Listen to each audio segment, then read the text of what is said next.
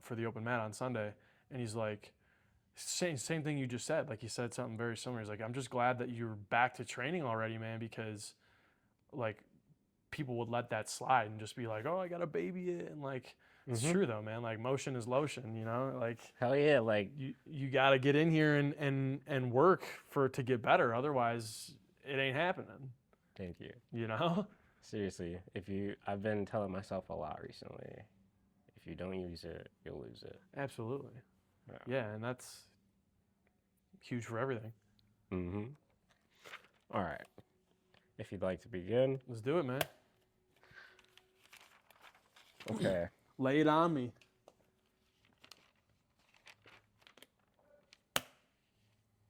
So, first things first. Who are you? I'm Logan Kent. I do a lot of different things, man. I was a wrestler at one point. Now I'm a wrestling coach. I'm a high school teacher. I'm a high school phys ed and health teacher. I'm a jiu-jitsu practitioner. I'm a boyfriend. I'm a son. Like, I'm a little bit of a musician, like not crazy, but, you know, just kind of dabbling around and stuff. And dude, I just like, really, I think the whole purpose that I'm finding is that I like to help people. And I think that this kind of stuff, right? Like coaching wrestling and doing jiu-jitsu, like that was a way for me to learn more about myself, but also life, right? And like relate to people. And I learned a lot through movement, you know, as a kid. I kind of sucked at a lot of normal sports, you know, so I was kind of like trying to find what that thing was for me. And like I said, like I played music and stuff and was like a little bit of a musician growing up. You mind me asking, what did you play? I played the guitar and the piano. So I started real young when I was like, dude, it was either like 5 or 6 years old. Like my mom, she came home and she's like, yeah, I signed you up for piano lessons. And I was like, what? Like, dude, I don't want to do that. Like, I just wanted to play fucking video games and you know, play outside and do stuff like that. And I'd never played an instrument in my life before that or done anything like that. And she's like, yep, you're doing it. And then I actually ended up really liking it. And then so much so that I was like getting into music, and I'm like, I don't know, probably like 7 or 8. And I was like, I want to start playing the guitar. Right. And I remember my grandma bought me a guitar for Christmas one year. And then I really fell in love with that. Like, I liked the piano, and I like, for a kid, like I was good at it, I feel like, but it was more like, you know, my parents were making me practice because they're paying for it, you know, whereas with the guitar, like I just started, I loved it instantly, man. And like, right, you didn't feel as forced. Right. It was just something like I enjoyed doing, you know.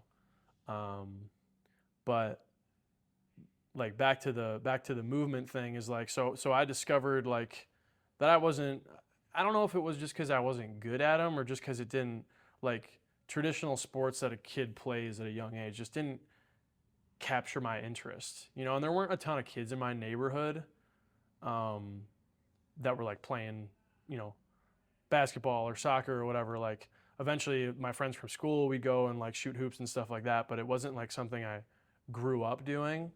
So I think that maybe contributed to not like loving the traditional sports. Like, I played soccer, I played baseball, I like that kind of stuff, but it wasn't like, man, I got to keep doing this. And it wasn't until a younger age, I don't know, maybe like 7 or 8, maybe honestly like a little bit before I started playing the guitar, that my brother had already been doing like taekwondo, you know what I mean?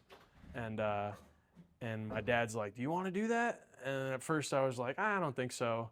And then as I went and saw like what they actually did there, I was like, yeah, this is pretty cool. So I started doing that, and we got into that, and that was cool, and that was fun, and we met a lot of good people, and even still some people we talk to today. And that was, geez, man, like we started, like I said, when we were like 7, 8 years old. But then they offered another martial art at that school, and it was Sambo. And it wasn't like your traditional, like, Okay. crazy Russian Sambo stuff, but it was like, because there were a lot of kids at the gym and stuff, So it was like a modified version of it. And, but it was like, your typical submissions and stuff like that. Like very simple, like on your feet takedown stuff, like some throws, but more so like ground stuff, like, Americanas and Kimuras and arm bars and stuff like that, and chokes.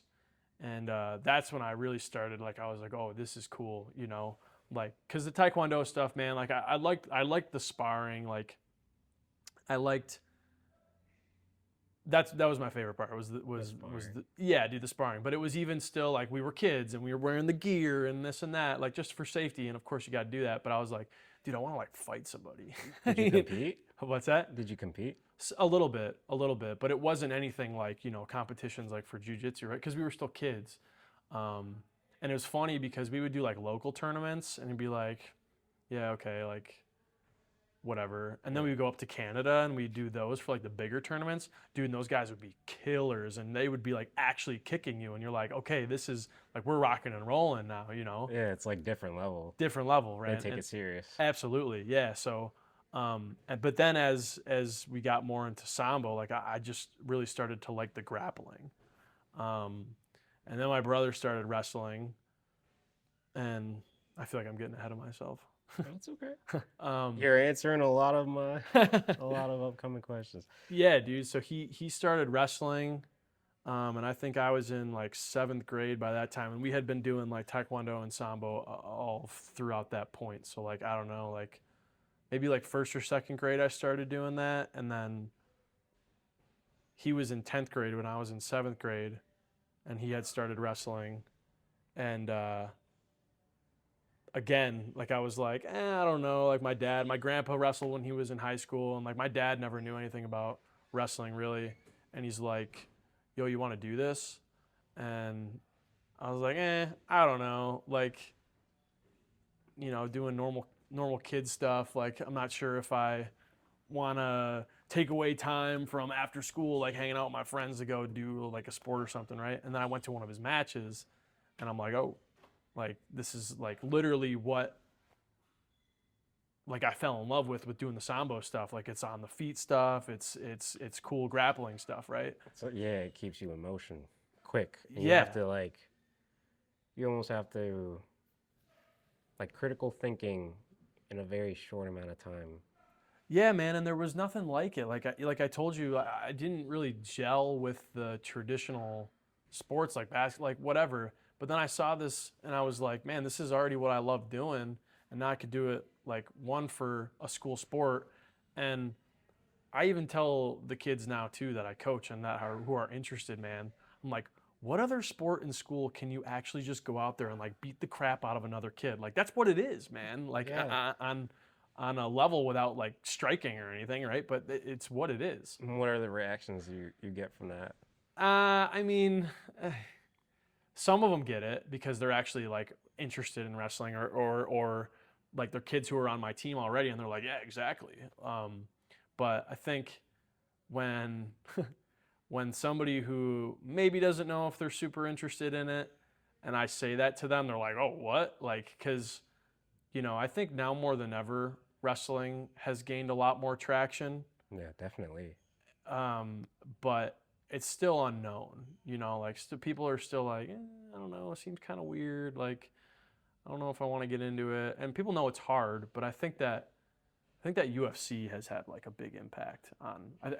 UFC is obviously way more mainstream than it was even like 5 years ago, And I think when like Khabib and all those guys came on the scene initially, and they just took dudes over with their wrestling, everybody was kind of like, oh. And I think wrestling started to grow a little more when that happened. So, what would you say is one of the leading factors into why people are so afraid of getting into such a physical sport such as wrestling or jiu-jitsu? MMA, period. Dude, it's like so unlike anything else, right? And it's also again, I said it's becoming more popular, but it's not exactly mainstream, right? Like you turn on, whatever channel it is on TV, like usually, there's basketball or there's hockey or there's football or there's whatever, right? Like those popular sports. Yeah. Plus, ease of access too. Not to say that like a lot of things, hockey and stuff like that can be expensive, but you go outside and anybody can go play on a soccer field. Anybody can go shoot hoops at like the basketball court. Like Right. usually something like this is behind a price tag, right? Like you got to go join a gym to box or train Muay Thai or go to Jiu-Jitsu or I mean, Lo and behold. right. That's Yeah. right. So like ease of access, I think just puts it in a perspective of like people don't know a ton about it, right? Because it's harder to get access to. It's not as mainstream. So I think when it's not one of those, and because of all that stuff, it's not popular, right? Like everybody wants to play varsity basketball or football or hockey because it's what you see on TV. Like those things are glorified. Like those are the Right. athletes making the money, right? Like nobody's hearing about this dude just won an Olympic title for Team USA. Like maybe he got like a couple $1,000, you know what I mean? Like they're not making these big money contracts. So, Yeah. I mean, all that stuff leading to it not being as popular and lucrative, I think it just, that is kind of like a barrier for people to be interested in it and know about it because it's just different, you know? If you were able to have a grander influence, how do you think you would bring more light to the world of jiu-jitsu? If like money was no object, However you wanted to. just in general, Yeah. If you were capable of doing so, which you are. yeah, dude, I think it would be like, I think they got,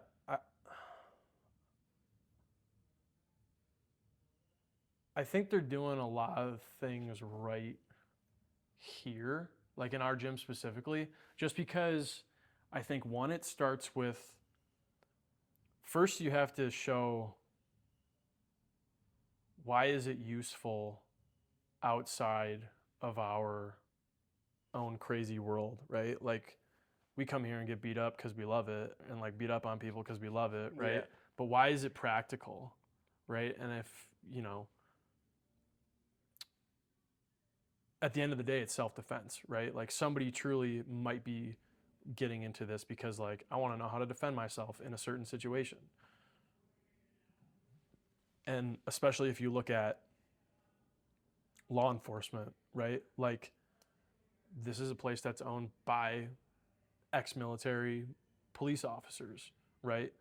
And I think, and I don't want this to come off and sound like I really know what I'm talking about because I don't work in that field, but I know enough because I've heard the actual police officers talk about it, right? Is that like a lot of people don't know the practical jiu-jitsu that you would need in a law enforcement environment, right? Like you see the videos on YouTube or whatever it is, dude. It's like you got 3 police officers like trying to take down this one dude, whereas like if he was properly trained, maybe that wouldn't be the case. They'd be Right? aware. Yeah. So I mean, that I think is a big thing. And when people see the practicality and see like the why of it, like okay, so but that's specific, right? Like law enforcement specifically. But then if you break it down even more, it's like okay, well, like women too, man, and kids, right? Which they're doing, the kids' classes and stuff like that. Like every kid should be able to know, there's always that kid who got picked on at school, right? And there's always that kid who's gonna get like, if it gets escalated, it gets to the point where it's a physical altercation, right? So that kid should know how to defend himself. Or, God forbid, like I said, like a girl is walking down the street at night or she's out and she comes like she should know how to defend herself in a situation like that. So to shine like more light on it, I think from a practical standpoint, like knowing the actual application of it, yes, but if you're talking about it from like a competitive aspect, dude, I mean, there's no real way around it, bro. Like watching gi jiu-jitsu in a competition is so boring, right? Like Yeah. it's boring. Because I love watching wrestling because I think it's got that higher pace and there's systems in place competitively to like reward the aggressor and penalize somebody who's stalling, right? And like competition jiu-jitsu, it's like kind of there, but I don't know. I think it's also very subjective on the referee. Like I don't know if you've watched like a ton of competitive jiu-jitsu or not, but dude, watching like an IBJJF gi match is like sometimes just like, oh my god. Yeah, they can drag out sometimes. Yeah, so I think like again to grow the sport, I think that is almost like an obstacle. Like it's tough to watch. Yeah. And I train it like and try to do it all the time. I love doing it and it's tough to watch, man. Like I also don't think this is a little bit of a tangent, but It's all good. it's not an Olympic sport, right? Because I think there's so many different rule sets. You got IBJJF, you got ADCC. I mean, think about how many different kind of tournament organizations you've seen on that board. That's like very true. Naga, a local Riverworks tournament, grappling industries, dude, and they're all different rule sets. So it's like that's not easy for somebody who doesn't know the sport to get into and be like, well, I don't even understand how points are being scored. It's like half the time, bro, I've competed in those tournaments and like I don't know how the rules are. You know, I'm just going and showing up and like trying to sweep and pass and submit. Like I don't know the rules. Right. You know, so you just know like submit, don't get submitted. that's it, dude. So I think like it being so different on like so many different scales is also it's not helping, you know. Yeah. And I've had this conversation with my brother a lot too. And he's like, dude, I love it because it's like the Wild West and like nothing ever. I'm like, that's why it sucks like to watch and like that's why it's not growing, you know. So But that's just what I think. Sorry. No, you're good. Would you say, not to track back too much, but the whole wrestling and jiu-jitsu, in wrestling, would you say it's a more simple, clear-cut goal? And in jiu-jitsu, it's just like, trying to figure out how to get to that end? Yeah, I mean, like the intricacies of getting to that end. definitely, dude. I think that like wrestling. I'm trying to think if it's like if it is truly simpler or not. I think maybe in a way it could be because I don't remember like if it was you who I was talking to but the pacing is definitely different between the two, right? Like the goal in wrestling is really to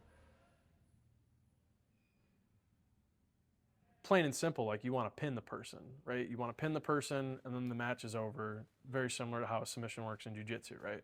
Like, and yeah, honestly, okay, now that I think about it, I think that could be, that is a good statement. Like it could be simpler because I don't have to worry about like, and maybe some really high level guys would disagree with me on this, but like there's less traps. You know what I mean? Like in jiu-jitsu, you can seem like you're in a really bad place and some really high level guys can turn it into a very advantageous position because they baited you or trapped you into thinking like, oh yeah, you got me. And you know, then they turn it around and like, you know, letting yourself getting taken down and you end up in a guillotine situation, right? Like I let you do that, right? I guess there's stuff like that in wrestling, like traps, but like I feel like it's on a simpler scale in wrestling. Like I want to pin you, I want to get off the mat. Like whereas in a jiu-jitsu situation, like okay, you took me down, but now I still got all this offense off my back. Whereas like if you got taken down in wrestling, dude, like you better get the hell up, or you better like find a way to, you know, get a reversal or turn like a bottom position into like you have a lot less options. You know what I mean? Whereas like you get taken down in jiu-jitsu, okay, like I still got my whole guard game. You know what I mean? So yeah, I would agree with that situation, and that it's like maybe it is just a little more plain and simple, especially, and again, going back to like the uniformity of the rules, like it's not, wrestling is an Olympic sport, right? So it's a lot more cut and dry. Not to say that there's never any controversy or anything like that, but definitely more cut and dry, for sure. Okay. Yeah, because I was thinking about the complexities, mostly, of jiu-jitsu. Dude. I see people like you, I see people like your brother, and then I go out and experience it myself, and I'm like, I don't know how they do it, because I feel like I'm looking at like the Great Wall of China in comparison. Dude, you just gotta like find, like once you just keep going and going and going, and like a big thing that helped me when looking at that big wall, right, is like during rolls, I was so intentional with what I wanted to get from the roll session as a whole. And it's actually something that Rick told me, and he's like, dude, just focus on one specific technique and just try to do it to everybody for every roll, or like one specific concept, like just retaining guard. Like I'm not even going to try to throw submissions this entire round. I'm literally just going to try to retain guard. And that obviously just gets your guard retention better. Or like I'm only going to work an arm bar. Wherever I'm going to find it, like I'm only working that. And especially as like being a wrestler, dude, like I found that I was relying initially, right? Because I hadn't taken my ego out of it. Like I'm like, I gotta win. I gotta win in these roles. Like that's not how you want to train in the gym. It's Right. Like, and I would rely on my wrestling, and I'd be like a stand-up guy, and I'd be like, you know, going super hard trying to take guys down. It's like that's not getting you better at jiu-jitsu, right? So once I just was kind of like, not abandon the wrestling, but like almost abandon the wrestling and just be like, I'm gonna sit and I'm just gonna see what happens. Like because I know how to wrestle. Like I'm here to become better at jiu-jitsu, right? And so I just took what he said, and he actually told me that too. Like he's like, you're not gonna forget how to wrestle. Like just come here, focus on one thing you want to do, and it doesn't matter if you get smashed. It doesn't matter if you get submitted. Like because the thing that you're intentionally focusing on, you're just going to keep getting better at it, right? Like, so, and I don't know, dude, that's just how it kind of like made sense to me too. And once I did it, and like I actually like, you know, because there were plenty, I still get smashed all the time, dude, like getting smashed all the time. And then it finally like clicked, and I was like, oh wait, I could hit this from here, you know? So just, it's like a lot of things, right? It's just reps, dude. Yeah. Just reps. A little bit of practicing with intent. Absolutely, dude. That changes everything. Like, I didn't realize that stuff in high school, like wrestling. Like I would just show up, and a lot of it too, I mean, had to do with weight. Like I was so worried about like what weight I was gonna go, and if I was over, and if I like was gonna still be over after practice. Like so much of my high school wrestling career was just worrying about weight, dude. Like I wasn't going to practice with something intentional. Like I'm going to work on single legs only today, or I'm going to work on like getting off from the bottom. Like I was just going there being like, oh my God, I hope I'm under by the time practice is over. There was no intentional technique, you know? So I think that sucks. And I still think that's a little bit of the culture now, because weight is just such a big factor in it. And that sucks. But that wasn't something I truly discovered until I got here. And I was like, really just, I didn't have to worry about weight. Like, so yeah, dude, just focusing on like one thing at a time, like one day at a time, dude, like literally like one roll, one technique at a time. Like that's, I like that. Yeah. I like your mindset. I like where it's at. Yeah. And you stray from that, you know, like you get in, I'm not going to say that I don't come in here and I'm like, yeah, I want to win this role. Like that happens sometimes for sure, you know, like Yeah, we're definitely. competitive as hell, like without a doubt. The But more I'd say, the more comfortable, right, you are with mhm, somebody, of course it's gonna happen. totally, dude. And like, but I also find that those days that I just focus on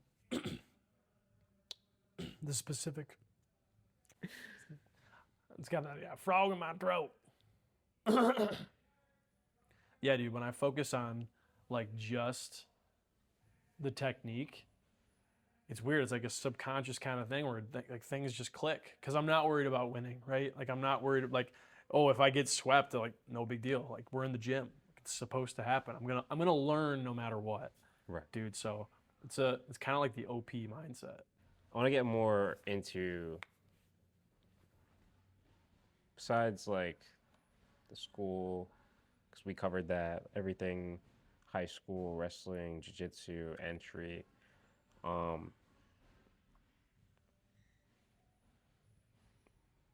What was your early childhood like, and did any of that influence you going into the direction you did?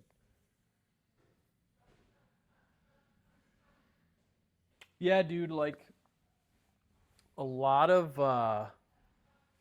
well, like I mentioned, I sucked at like all the normal sports, right? So I definitely like once I got into any sort of martial art or like combat sport, I was like, okay, I feel like I could be pretty good at this, right? So I wasn't like an overly confident kid, dude. Like, and I think kind of that came from not being good at those normal popular things, right?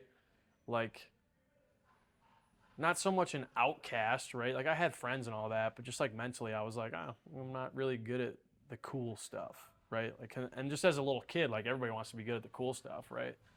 But that wasn't me. And then as like a real like not really little kid, dude, like around so my family was like pretty tight growing up. Um, you know, like holidays and stuff, and like people will come over and like more than the holidays, right? Like it wasn't just like we would see each other like a couple times a week, right? And then like everybody's got that glue in the family, right? And it was my grandmother, and she passed away, and then the family kind of just like didn't see each other as much anymore, and she was pretty cool, dude. She like I said, she was just the glue, man. Like she made sure everybody had what they needed, like when they needed it, always getting people together, just like really taking care of her family. You know what I'm saying? And she, like me and her were pretty tight, dude. And I was in like seventh grade, and you know you don't really have a good concept of what goes on when you're in seventh grade, Right. really.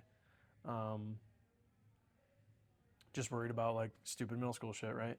And I had no idea, dude. But like she had gotten sick, and my parents were like, "Yeah, like grandma's sick, like she's in the hospital and stuff." And then like a week later, dude, like without any other explanation, she passed away. And come to find out, she was an alcoholic, I'm but she sorry. was a functioning alcoholic, dude. And I hadn't, like I said, I was in seventh grade. Like I didn't know. I never saw her drink. I never saw her like, you know, like normal family functions. I'd see her drink, but then I found out like this had been going on, like like my mom and aunt's whole life, and like this is something that they had been, you know, trying to get her some help and all that, but she wasn't having it. And so the main thing out of that whole story is that like I didn't know she was sick, dude. So I remember this one time, like the last time I saw her, uh, was at the hospital, and my mom's like, and she was like she died of cirrhosis of the liver, so now she was like pretty rough looking, like didn't look like the grandma I knew, you know, and my mom's like, all right, like, you know, give her a kiss, like goodbye. And dude, I remember there was like a speck of food or something on her face, and I was like, no, I don't want to. Like I was freaked out by that, right? And dude, literally the next day, like my mom was like, yeah, she died. And I just held that. I held on to that, dude, for so long. Like as a kid, growing up. Like I was just like pissed that I didn't say goodbye to her. And I kind of just like, I don't know if I blamed myself, dude. Like looking back at it now, it's silly. It's like, dude, how could you have done anything different, right?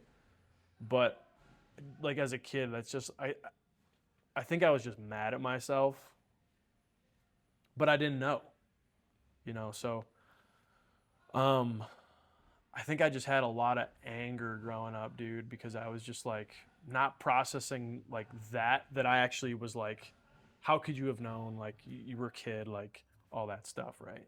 So um a lot of motivation I had growing up came from anger. Like I was just like mad all the time, like, and a lot of it was like holding that against myself, like not saying goodbye or like just not, you know, giving her a kiss because she had a freaking sandwich or something on her face, right? Um, like I started to just not like myself, like growing up, and then, dude, honestly, like that carried out for a while, like even all throughout wrestling, like most of my like motivation was just because of anger and because of like being pissed at myself and uh so like when I would lose, like everybody hates losing, but I would just like really just be super hard mentally on myself and be like, you fucking suck, like you like just kind of that mindset growing up, dude. Very hypercritical, right? On So yourself. hypercritical. Oh my god, so hypercritical. And I carried on for a while, man. Like I got um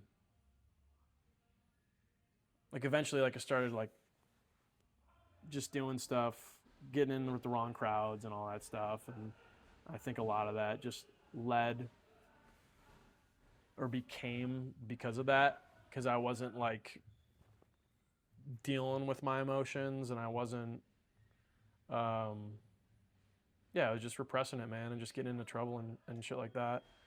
And that continued, and I got into some dumb shit, but nothing too crazy, but just not like self-medicating. Yeah, Like no, we that. don't gotta talk about that. Yeah, and that went on, dude, probably until like my sophomore year of college, and then uh, believe it or not, dude, like the world shutting down was one of the best things that ever happened to me because I could just kind of deal with stuff that I hadn't been dealing with.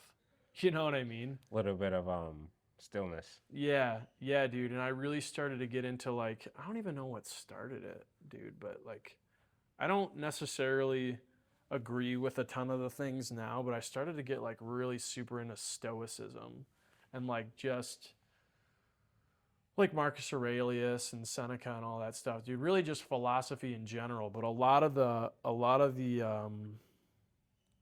ideas of stoicism gelled with me at the time, dude, because I was just like, um,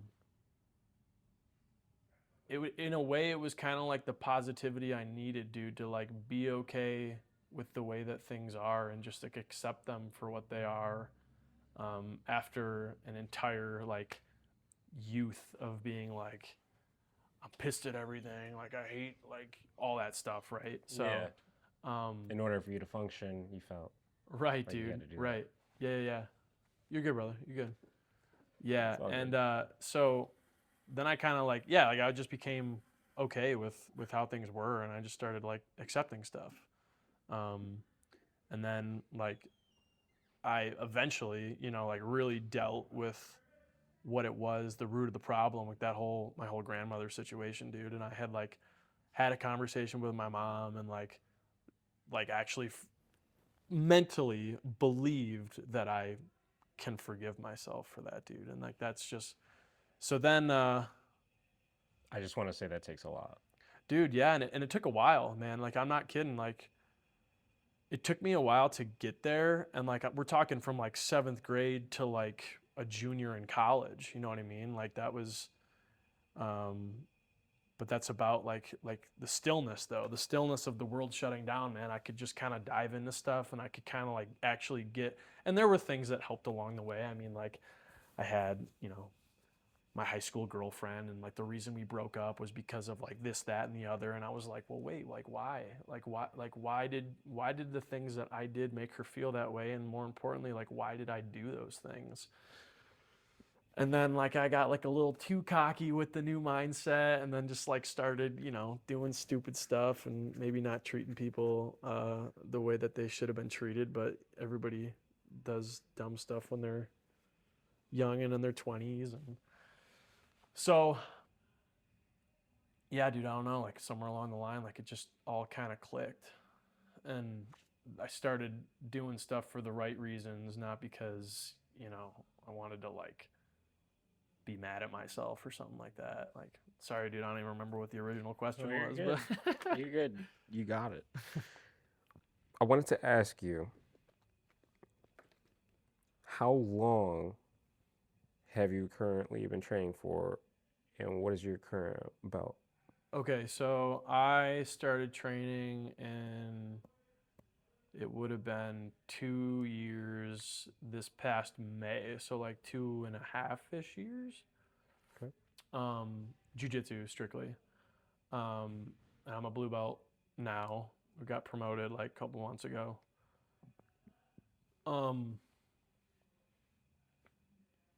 Yeah, I mean, but all the wrestling stuff, like that was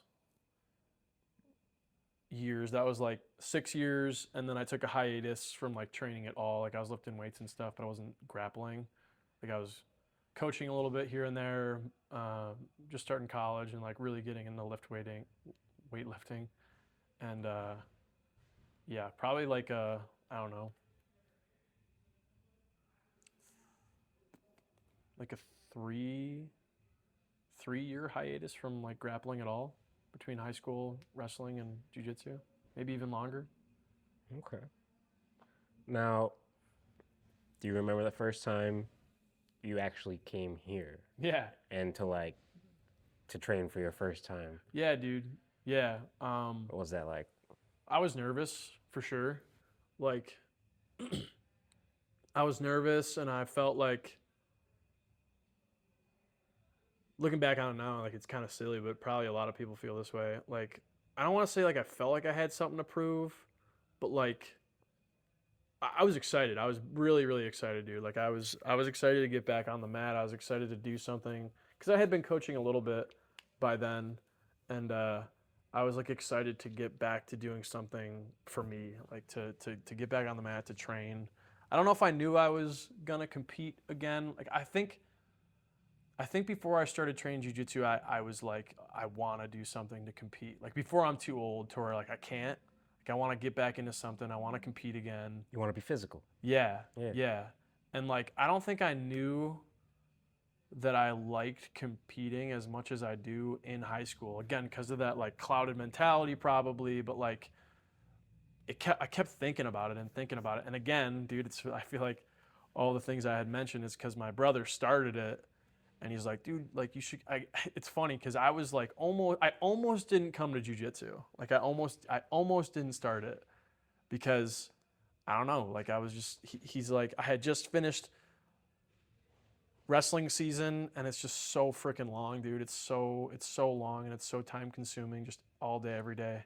Felt exhausted, like you didn't want to do nothing else. Yeah, like exactly, bro. Like I just wanted to be lazy. Like I just wanted to do nothing for a little bit. But then it was like.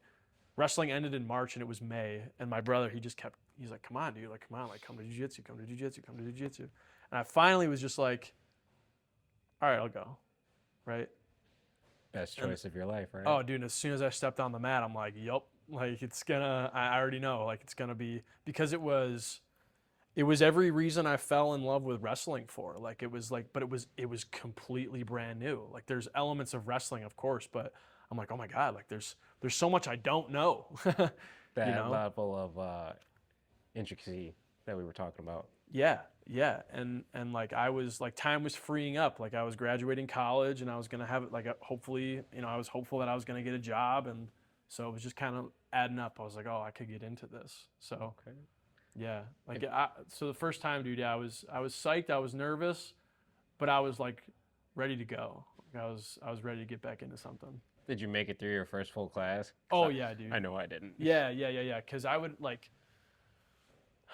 because that wrestling mentality is there, you know what I mean? Yeah. Like, and we'd have some pretty hard practices, you know, and I like nothing against it because it's just a different sport, but like a crazy wrestling practice, dude, like was just stupid. Like, you know, like kids would be crying, you know, because one, they're like sucking weight. And there was this one coach, man, in club wrestling that we would have, and it would like be, he'd walk through the door and everybody would be like, oh, because you knew that it was just about to be this crazy hard practice, man. It'd be the end of practice, like we're gassed, like after roll, because it'd be the same format. Like you warm up, you drill a little bit, you get technique going, you live roll, and then at the end when everybody's dead and you're like, okay, it's time to go home, he'd be like, all right, sprint, and you just be sprinting, dude. And he'd do this like feet back stomach thing. So he called it out. You had to get to feet back stomach feet, and he'd just be like, feet back stomach, and he'd just be like boom, boom, boom, up and down. And then at the end of that, he'd be like, okay, hands on your heads, like we're doing 100 squats, like ass to grass. And by then, dude, like people are like throwing up and they're like, come on, like, and like we're, you know, 15, 16, 17 years old. I was gonna say, how are you not driving through like, dude, the end of that? And that's just what it was, man. That club was so fun because everybody was just so game and like everybody just wanted to like scrap, man. But yeah, he'd be like 100 squats, and like if somebody, bro, if somebody didn't go all the way down and all the way up and count, like everybody was like, he'd be like down 1, down 2. If somebody screwed up, you'd start all over. I remember, dude, one time we got to 98 and it was like, dude fell over or something, and he's like, oh my goodness, from the top. We're like, oh my God, practice ended at 7:30 and it's like 8:15 and we're still here doing squats, starting over from 1. So like a jiu-jitsu class, like it was like, I was like, no, and that's when I realized like it's a different pace, you know, it's a different pace. You control it, right? Yeah. There's more like setting the traps and waiting and being strategic, whereas wrestling, it's like go, like in the dude's face, like you're trying to gas him out, he's trying to gas you out. Like it's just like a different mentality. Yeah. It's good. I mean, it translates well, but you have to be like, you can gas yourself out, right? If you're just going crazy trying to pass somebody's guard and they got a good guard and you're gassed and you haven't done anything, you're toast, right? So that's where it's a little different. But I was doing that. Like I was doing that too. Like it's all like, how consistently are you training? How consistently are you intentionally training, right? Like, are you just showing up and being like, I'm not, like we talked about with the live rolls, like I'm just focusing on passing today. I'm just focusing on getting I don't care what happens. Like if I pass, I'm intentionally getting back. Like, so maintaining that focus and awareness. Yeah, dude. Like, are you really focusing in your live roll about like, I'm passing, or is it just like,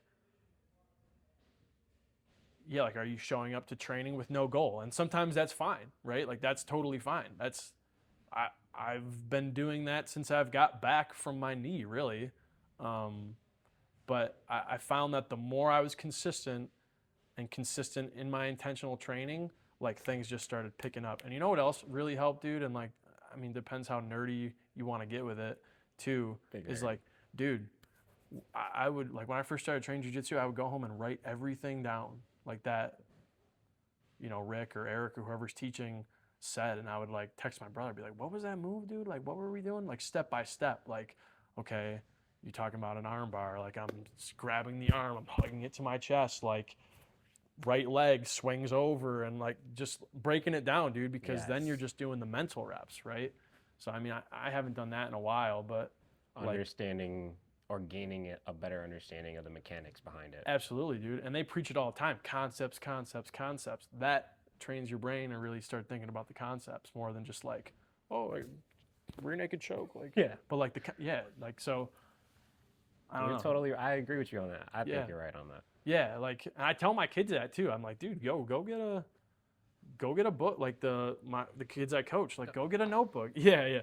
Surprise. No, like, okay. The kids I coach, man, I'm like, you should have a notebook. You should be writing everything down, just because, you know, now I know that works. I wish I knew it at their age, you know. So would you say you don't let me back up. Would you say as you got older, you have found yourself applying yourself more to things that were able to keep your attention, like jiu-jitsu and wrestling? Like, you mean other than? Like in comparison to school or Oh, work? like, okay, yeah, dude. So actually, that was a big part of like, because when I first started going to college, man, like with that negative mindset I was still in at the time, I'd be like, well, dude, I just suck at school because like I'm not getting good grades and I'm not. But through like different philosophies and the stoicism bit, like I was like, well, I was good at wrestling. Like, why don't I just apply that same effort to schooling and just every other aspect of life, right? And that's not really something I came to on my own. There was this college wrestler from Penn State that I looked up to, right? And there was an interview with him, Jason Nolf, and there was an interview with him, and he said that too. And he's like, dude, like if you, I don't know, like I don't know what his full story was, but he said something along those lines, like when you learn to apply that kind of effort and mentality to the rest of your life, like things just start going, right? And it's so simple, right? Because you think now you're like, well, if you don't put any effort into this, obviously you're not going to get the result. But I think it was just that like negative mentality of like, well, it's not coming naturally to me, so like I'm not good at it. Yeah. Like, well, no, dude, like there's a lot of things that don't come naturally to a lot of people, right? Like you have to try because you're not going to learn otherwise, right? So, yeah, once I started like figuring that out, dude, it was things started making more sense. You know, I realized that like I put in the work and that's why I was good at wrestling. Because even though I had the bad mentality, dude, I was still showing up to practices. I was practicing 7 times a week. Like I was doing all the right things. Like I was trying to eat right. I was lifting weights. Like I was doing everything I was supposed to do, but this wasn't right. Right. So that maybe have been like my holding me back. But when I got this right, Took off, right? everything started going, dude. Yeah. Like it just made sense. Like started getting good grades, started getting like the opportunities, like started getting the girls, like all that stuff, dude. Like it made life easier, you know? Coming into alignment with yourself. Yeah, totally. Absolutely. Now, I'm aware that you said you went, I mean, you've been through your fair share of life. And how would you say, especially when it comes to practicing and competing, how would you say the mindset that you've been able to develop going through what you went through and coming out of it alive, how would you say that applies to your competitive nature? Dude, honestly, like it's funny because even since training jiu-jitsu, like my competition mindset has just it's been a lot different than like even it was when I was wrestling. Like now I do, like I said, I don't think I realized how much I loved competing when I was a kid, like wrestling, as I truly do. Because I do love it, and I still get the nerves, and like I mean, anybody who tells you like they're not nervous when they compete, I think is lying. Yeah. But it's just learning to love. So my mentality when I compete, dude, and like, is that I don't go and try to win. Like I go one because I love competing. Like I like okay, yes, with loving competing comes wanting to win. But I'm not just thinking to myself like I have to win, I have to win, I have to win. Like I practice gratefulness, dude, like being grateful for the opportunity to compete, being grateful that I can like stand here and do this for fun, right? Like that's big because then you're like in the moment where maybe your nerves are taking over and you're like, "Oh shit, like I'm scared, like I don't like," but now I'm like, oh, like this is cool, right? Like so just kind of training yourself to be in that mindset of like I love competing, I love that I can be here and do this, but also like to just have fun, dude. Like I came here to have fun. I do this because I think it's fun. Taking that pressure off yourself. Dude, taking it off, right? Because I don't know if I totally believe this, like maybe a little bit, but like, you know, some people say like, oh, pressure is just something like built up on your mind. Like I think people can absolutely have like an effect on you and create pressure, right? I think it's a matter of perception, right? Like how do you interpret what those other people are saying, and maybe in a way you're still putting it on yourself. I don't know, but I can see that. yeah, like maybe it's just a matter of interpretation, but I think there's a way to help remove that pressure. Like you just said, right? Like, so practicing gratefulness, dude, being happy to be there, being happy to compete, having fun, and like a lot of preparation has to go into it too. I don't want to be the guy who like, because at the end of the day, well, I'm not literally thinking I gotta win, I gotta win, I gotta win. I'm not entering a tournament because I think I'm gonna lose, if that makes sense. Like the expectation is on myself to win. Like I know I'm capable of going and winning, but that isn't necessarily like why I'm doing it. I just love competing, dude. Like I'm not going in there just thinking I have to win. I know I can win, and if I don't win, like it's whatever. Like I'll allow myself to be pissed for a minute, but like there's always going to be somebody better than you, dude. It's just whose day is it? Yeah, it is what it is. Whose day is it, right? Like you could have a match with the same guy over and over and over and over and over again, and right, like you might win one day and you might lose one day. You might kick somebody's butt in the gym and lose to him in a competition. Like it's just, like who had the better day, man? Like Exactly. skill is a thing for sure, but like who had the better day? I don't know if I answered that question, but I remember, dude, because they had the blue and yellow mats. Okay. So first jiu-jitsu competition. Oh man, I'm trying to even think. Forgive me for that. No, dude, that's okay. That's all good. First time, I'm trying to think of the actual match. I remember my opponents, but I just don't remember which one was first. If I remember correctly, it was like this really tall dude. Like I'm pretty sure he was pretty tall, and I was just thinking like. I kind of had an idea that nobody was going to be able to hang with me on the feet, and that backfired actually eventually in like the next two matches. A little cocky. Well, dude, this guy was just like, well, I'll tell you about it, but he freaking tossed me. It was beautiful, like it was awesome, but I was just like was not ready for it, because he was a judo guy. Yeah. I was like, oh my god, It's coming out of nowhere. yeah, dude, literally out of nowhere. And I took him down, and like we actually had I follow him on Instagram now. He's a good dude.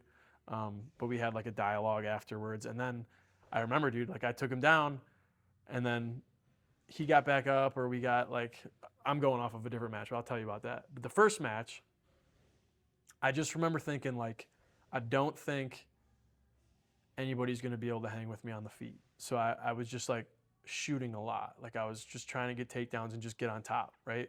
Because I wasn't confident in this was still when I was like, Rick was trying to get into my head, like, dude, just abandon the wrestling in the gym, try to get used to the jiu-jitsu. So like even now, dude, like I won't pull guard in competition, but I'll pull guard in the gym all the time. But I won't pull guard in a competition because I know that I could take most people down. Got you. So like that was my mindset. Like I was like, I'm gonna take these guys down, I'm gonna get on top. And I don't know that I had like a real submission game at that time. Like I was just I knew how to score points, but I wasn't actively. I don't think I got any submissions that tournament. But I just knew that if I got on top, I would probably be okay. So I must have won on points that match. I don't know what the score was. There was one score where I was like, damn, like it was like 24-0, like me. But I didn't even know how I was scoring the points. Like going back to the whole, like, I don't even know. Because what I was doing without even knowing it, dude, was just like I would get to mount and then they would re-guard and I'd be like in a half guard. And that is like a guard again. And then I would just knee cut through and get to the mount again. And each time you go to the mount, it's 4 points. So it would be like, mount 4 points, he'd regard, mount 4 point. Like it just kept going He and was going. giving them to you. Yeah, but I had no idea. And I looked up at the score. I'm like, what? Like, how did I score all those points, right? Yeah. So then I think the next match probably went pretty similar because I didn't get any submissions that tournament. I know that I took everybody down though. Like all of my opponents I took down. I don't know what the score was. It probably was pretty boring to watch. Like it was probably just me in side control Don't say that. or top mount the entire time. But the judo guy, bro, like I don't know, he definitely scored first. Like, come to find out, bro, and we were all like, dude, he's sandbagging, like afterwards, because he was in the white belt bracket, right? And afterwards, he's like, yeah, in a couple weeks, I'm going to get my judo black belt. I'm like, bro, what? Like, no wonder you just tossed me on my head. Like, what the hell? But He got you on that. oh my god, like, and it was so clean, dude. Like, just like no telegraphing at all. I had no idea it was coming. It was just like feet overhead, like woo. And I was like, I do remember that. I remember thinking like, damn, Like your yo, world just got flipped. and literally. like this dude's game. I'm like, oh my god, like I gotta. But I didn't make that mid adjustment because like now looking back on it, maybe I wouldn't have like hung so much in the stand up game, and I would have just maybe like stayed in guard and seated guard and played that game. But yeah, like I said, I got up at some like whether we got restarted or I got up, I took him down, and then restarted again, and he tossed me again, dude. And I was like, I think he actually ended up submitting me with like only a couple seconds left, dude. I think it was an armbar that he got me with. Then I ended up taking third that tournament because IBJJF's weird, and like if you lose in the semis, there's 2 third place guys. It's like right. there's no true third. It's just 2 third place guys. So it was weird, but it was cool. It was fun. It was a fun experience. It was a very good time. It was fun. It's actually pretty cool. I've never been to Toronto, so I'm assuming going out there and where was it at? Was it the university, that one you were talking about, the IBJJF one? Yeah, I think it was in, or no, it was in some. It was in like a big sports center. Like they got like a huge gym. They got a pool. Like there's like this big like community sports rec center. Okay. Yeah, and then that one though, the one you're talking about, the Toronto Grappling Industries, I think that's the one my brother actually got hurt at. That was at a university. Oh shit. So please tell me if you have any more, because I tried checking IBJJF for your ranking and all that, but I couldn't find anything on you. Yeah, dude, there probably isn't much. I mean, I think I only did the one tournament. I only did the one tournament as a white belt for IBJJF.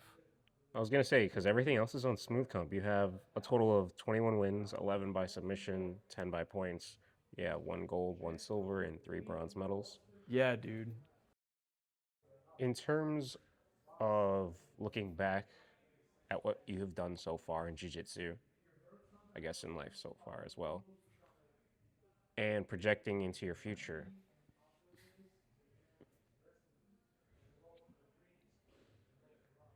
one, how do you view jiu-jitsu? How do you view jiu-jitsu's role in your life right now, and how do you view it in the future? Right now, it's definitely like still a big part of what I love and who I am. I mean, I look forward to it all the time. I still wish I had more time to train it, especially now in the next coming months. Like I'll be coaching wrestling and I will not be here as much. I won't be training as much, which sucks. But I think it's good for me, dude, that maybe sometimes that happens and I'm like forced to take breaks.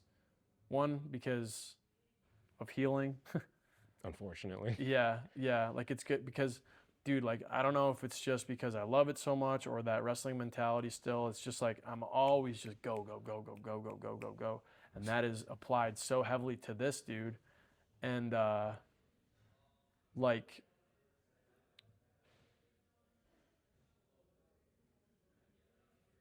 the injury like made me take a step back and realize like, oh, dude, like this could happen at any point, and then maybe it won't be such a big part of my life, right? Like, That scary thought. right?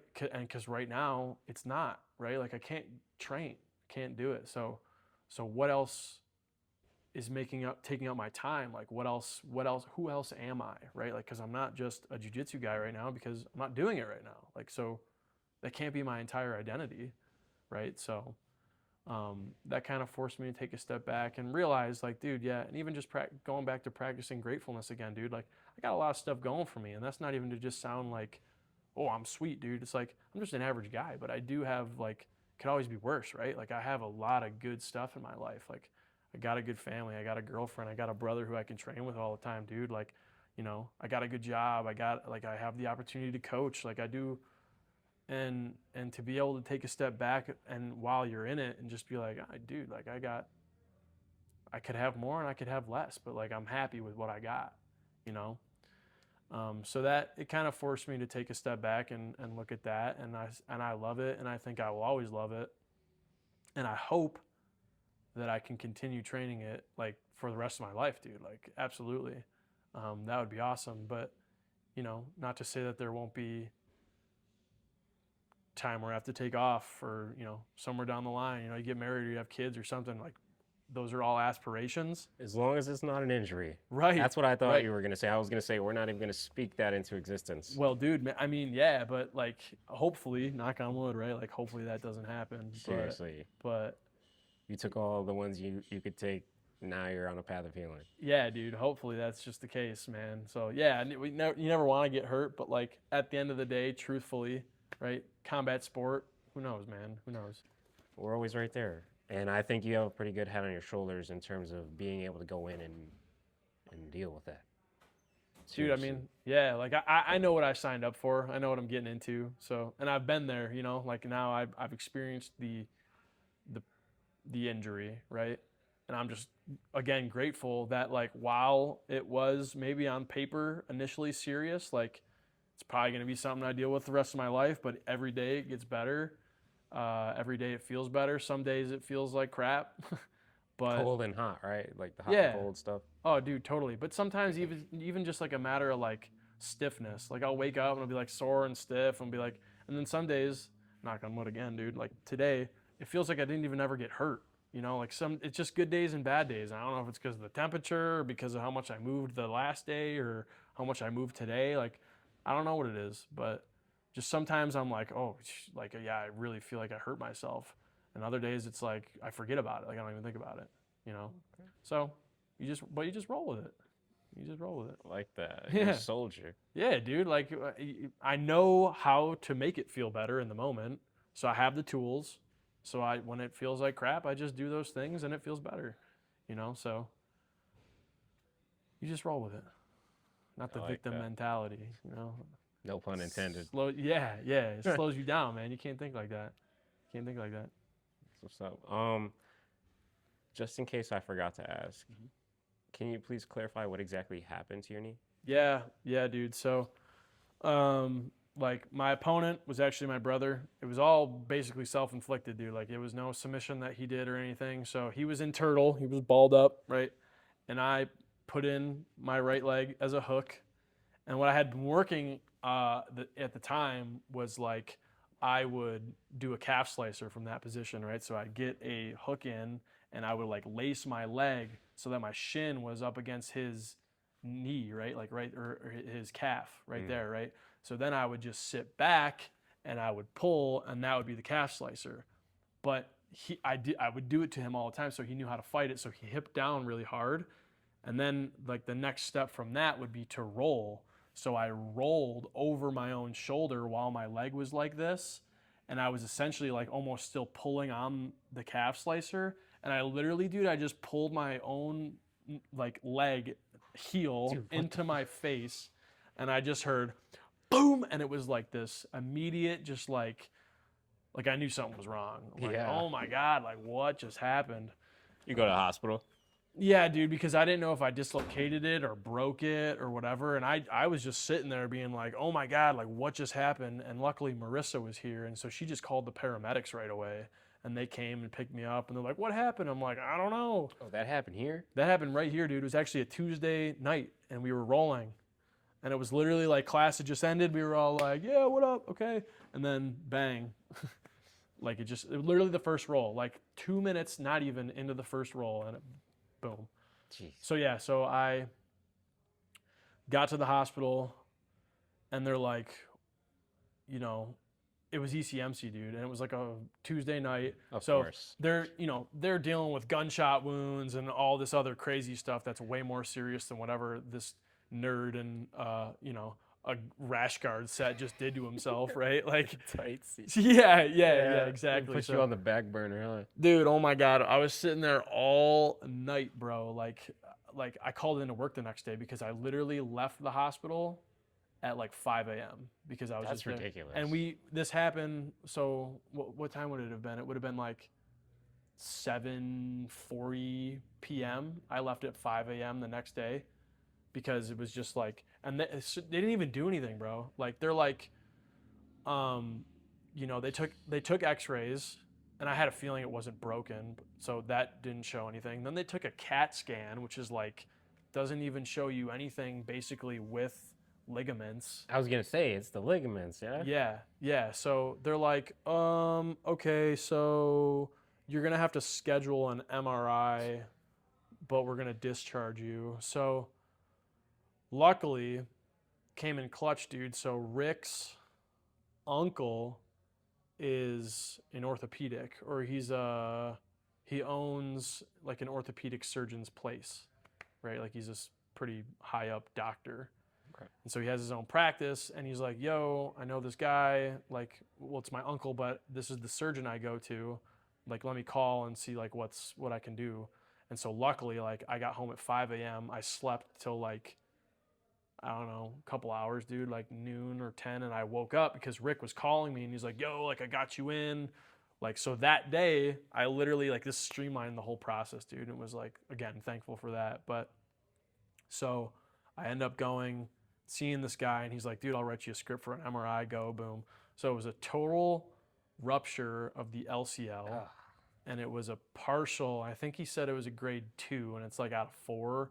He's like, it's a grade 2 PCL tear. And he said that usually with LCL injuries, you see a multi-ligament injury. Like it's never really just the LCL. Yeah. So it was both. And then he's like, from the get-go, he's like, dude, surgery, Oh my goodness. right? So because he's like, usually on the side, it's like, he's like, that's probably one of the worst injuries you could have. Like ACL would be like more cut and dry, like yada, yada, yada. So I'm like, oh shit, like that sucks.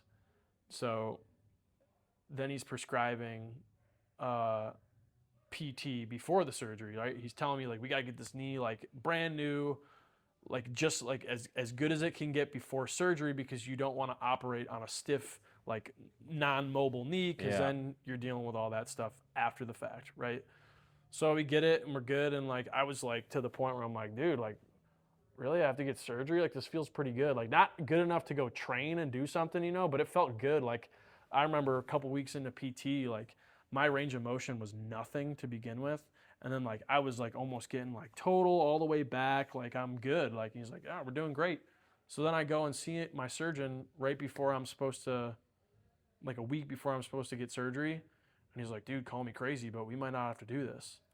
And I was like, what? Because I never had surgery or anything like that. So I'm thinking like all that stuff's going through my mind. Like I want to get back to competing. Like I'm young, like I coach wrestling. Like I want to be able to do all this stuff. I'm like, really? Like I'm going to be able to do all this without getting surgery?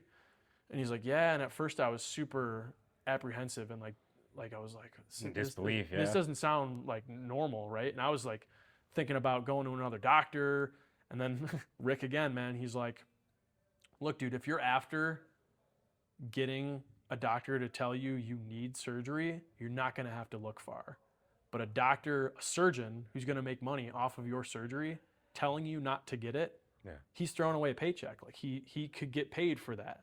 So him telling you not to do it, like that's a good thing. Like he's being a real, he's looking out for you. You know what I mean? Yeah, he's having clarity with you and honesty. Yeah. Like I could have been a paycheck, but I wasn't, and he took the time to like be real with me about that. So I was like, oh, okay. So then I was like, okay, so I'm just gonna like, I'm gonna believe in it. Like I'm gonna just follow. Like he's got my best interest at heart. Like I'm just gonna believe him, and I'm gonna do it. I'm gonna get better. And then, dude, like, yeah, we're getting there. We're way better than we were, but we still got some room to improve. But yeah, so That's the plan then, right? And I was gonna ask you any upcoming plans for this year in terms of training, like 2026. dude, I would love to get back into competing. I mean, like I said, wrestling's coming up, so it's gonna take away a lot of my time for training. At least I'd like to get at least 2 days a week. Even that is tough, dude, because even all Saturday we're at tournaments. So if nothing else, I'll just be coming to open mats.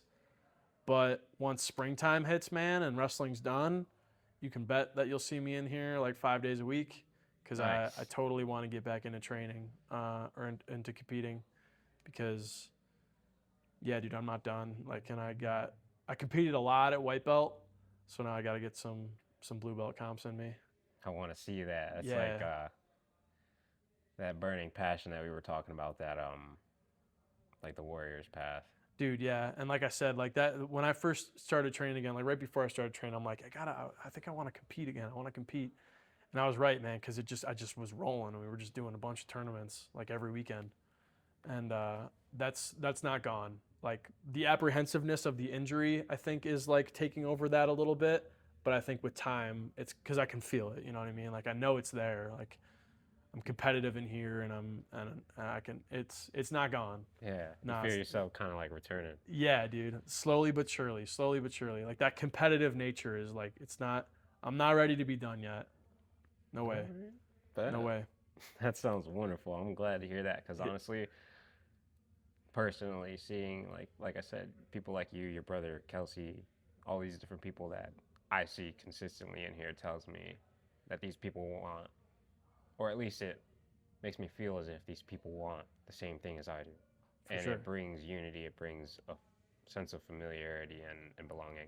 Absolutely, dude. Yeah, like you're surrounded by people who have the same aspirations and ideas, and it's like, oh, okay, cool. That's I think why I fell in love with wrestling to begin with, man, because it was like I found my group. You know. Yeah. It's cool. Is there anything you want to say to anyone watching that's like either already part of the jiu-jitsu world or wants to become part of the world? Dude, just don't lose sight of why you started, you know? Like whether it's to win or to have fun or whatever it is, like that kind of stuff changes, but don't let it become something it's not, right? Like if you can remember your roots and why you started it, rediscover that if you've lost it and take a step back. Maybe you need to take a step back and re-identify it or rediscover like why it is you started. What about for Yeah. people that are interested? Who haven't done it? Oh, dude, just come in and try it, right? Most of the, hey, what's up, buddy? What's going What's on, up? guys? Most of the people, like even like for open mats now, dude, like I'm telling kids at school, kids are coming up to me like, are you the wrestling coach? Like, what's open mat all about? Like, dude, you know, if you're interested at all, just the hardest part is, especially now, like if it's, you know, there's a little less pressure for kids in high school to just go to an open mat. Like you're not paying anything, obviously, right? A little more pressure the hardest day is coming into the gym the first day, right? But if I've learned anything from like the people that I train with and even just going to other gyms, man, is like the jiu-jitsu community is pretty dang cool. You know, like everybody's pretty welcoming. There's not a ton of ego. I'm sure there's ego out there, but Definitely. there is with everything, right? But for the most part, dude, like everybody is pretty accepting and pretty welcoming, and because they all have the same crazy mentality that we have, and like, oh, dude, it's another training partner, like let's go, like another look, right? So take the leap because just might be the best thing you've ever done. I just want to say personally that you have, in my eyes, such a wonderful light around you, and don't stop. Oh man, I won't. Thank you. Seriously, Appreciate you. don't stop. No, I got no intentions of slowing down. I very much appreciate you, and thank you for Dude. your time. Absolutely, brother. Thank you. Appreciate you.